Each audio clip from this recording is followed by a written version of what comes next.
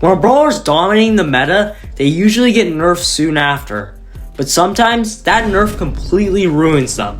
Today we're ranking the 10 hardest nerfs in Brawl Stars history. Coming in 10th is Draco, who was an absolute menace on release. He wasn't just strong, he was tanky, self-sustaining, and relentless. His 25% damage reduction during Super made him nearly unkillable, especially when you combined it with his healing start power, the last stand gadget, and that kept him alive at 1 HP in powerful healer comps like Barry or Byron. It felt like Draco could just chain supers, soak up damage, and never leave the fight. But that all came crashing down when his super reduction was nerfed. The change gutted his survivability, cutting his biggest strength. Practically overnight, he dropped from A tier to C tier, and that unstoppable tank suddenly felt a whole lot more squishy. In 9th is Mortise, and at his peak, he was an absolute menace.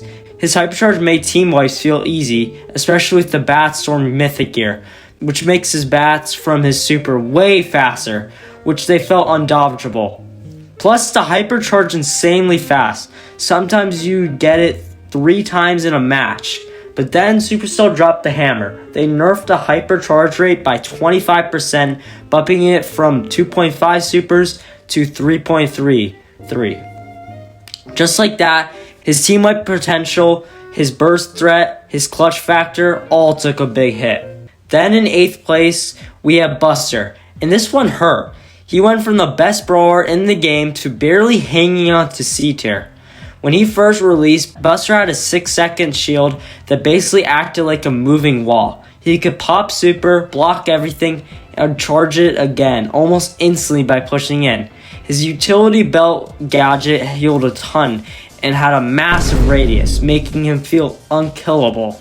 But then, Supercell cut his shield duration in half, gutted his gadget's healing and radius, and slowed down his supercharge. His dominance disappeared, and so did his win rate. In 7th is Mo, who launched as a total nightmare. His ability to dive into driller form and pull off flashy team wipes and crazy plays made him insanely strong. But after his release, Supercell kept chipping away at his power with small nerfs here and there. He managed to hold on to A and even S tier for a bit.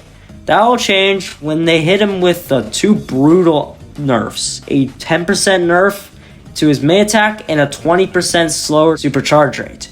Those numbers are massive, and it showed. Suddenly Mo couldn't build pressure, couldn't charge his super fast enough, and just fell off the map. The one thing that made him scary, his super, was no longer reliable. Before we continue, I just want to give a wholehearted thank you for 1,000 subscribers. This is only the beginning of the non-gaming chapter, and I'm excited for what's next. Now let's get back to the video. Edgar takes the 6th place spot, and after getting his Hypercharge, he skyrocketed from the bottom of the tier list to the top. His Let's Fly gadget let him charge his super insanely fast, and since Hypercharge used to scale with his supercharge rate, he could just get it off within just a few supers.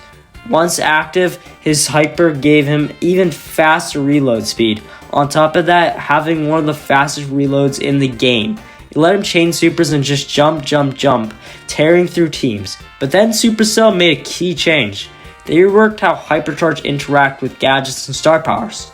Now his gadget no longer helps him charge Hyper. They did make it so his Hyper only takes 2.5 supers instead of 4 to activate. But it didn't matter. That gadget was the only reason Edgar could hit Hyper whenever he wanted. And without it, his Hypercharge became much harder to access. They also adjusted Hypercharge stat boosts overall, making them weaker and less rewarding for brawlers that relied on them. And Edgar was one of the most reliant. Just like that, he dropped right back down. In 5th, we've got Shelly. And back in 2019, she was considered one of the worst brawlers in the game. But that all changed when Supercell introduced her 2nd star power, Band-Aid. And it was busted. Every 20 seconds, if she dropped below 40% health, she'd instantly heal to full. That meant you almost finished her off, and boom, she was back up to full HP, ready to blow you up in close range. She shot all the way to the top of the meta. But then came the nerf. They slashed the healing down to just 1,800. Suddenly, Band-Aid wasn't scary anymore, and Shelly dropped right back into the low tiers. Next, in 4th place, we Chester on release, and he was absurd. His burst damage was so insane, he could 3-tap tanks, and his stun super, unmissable. It traveled insanely fast, hit for 2k damage, and locked you down for 2 whole seconds.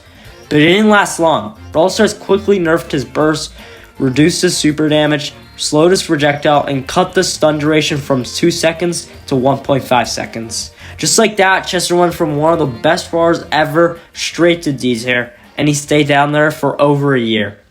Sam takes the 3rd spot, and his peak was very short, but wild.